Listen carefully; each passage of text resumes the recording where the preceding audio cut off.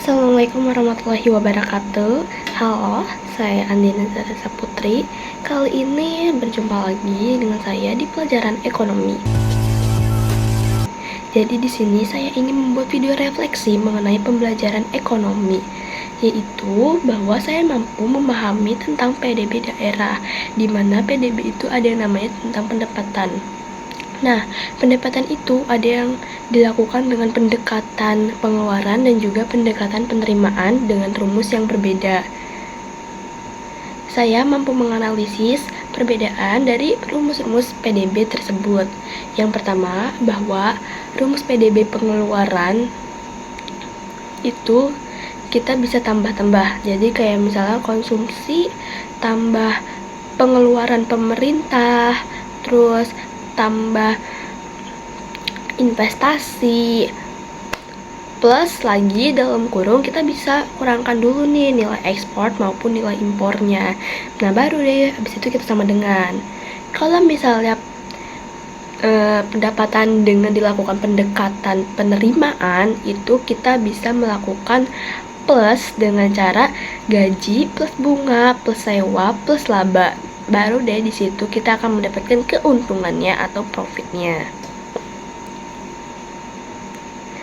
Tapi kalau misalnya untuk PDB nasional, kayak pendekatan nasional doang, itu rumusnya, saya mampu menganalisis rumusnya itu adalah P1 plus Q atau quantity, lalu plus lagi P2 atau quantity, terus habis itu plus lagi dalam kurung, di situ kita pakai QN plus PN plus QN. Jadi PN plus QN itu di paling akhir. Yang pertama itu PN 1, quantity 1, terus yang itu quantity 2. Oke.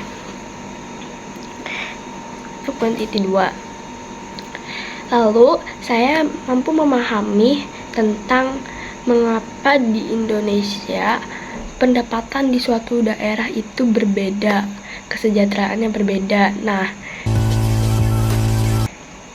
saya mampu memahami bahwa setiap daerah itu memiliki kesejahteraan yang berbeda karena tingkat kependudukan dan juga tingkat manuver industrinya. Dimana jika suatu daerah memiliki kependudukan atau populasi yang lebih banyak, maka otomatis pendapatan atau kesejahteraannya akan berkurang karena mereka harus memperhatikan banyaknya masyarakat. Berbeda dengan suatu daerah yang dimana populasinya sedikit, apalagi yang manuvernya berjalan, itu pasti tingkat kesejahteraannya lebih maju karena mereka bisa membagi uang tersebut dengan lebih sedikit kepada warganya. Maksudnya membaginya itu dengan tidak banyak seperti dengan warga yang sebelumnya. Sebelumnya kita juga udah belajar, kita udah menganalisis, jadi saya mampu menganalisis PDB daerah karena sebelumnya di pelajaran ekonomi itu saya sudah belajar tentang PDB daerah bersama guru saya. Nah, jadi waktu itu saya belajar PDB daerah kayak misalnya kota Cilegon dengan kota Tangerang dengan kota Tangerang. Nah, kota Cilegon ini mempunyai tingkat pendapatan per kapita paling tinggi di daerah itu, beda sama kota Tangerang.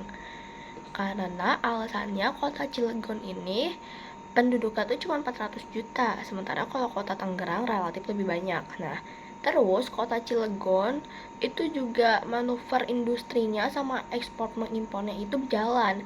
Apalagi manuver industrinya itu berperan 55% dalam pendapatan daerah mereka. Berbeda kalau sama daerah lain, kita nggak tahu apakah manuver industrinya semaju atau seberjalan di daerah Cilegon. Makanya daerah lain relatif pendapatan per kapitanya lebih kecil dibanding kota Cilegon. Sebenarnya kota Cilegon itu lebih banyak. Nah, terus kita bisa aja mengejar PDB daerah seperti kota Cilegon, misalnya dengan cara kita ikut melakukan pembangunan industri. Terus habis itu kita bisa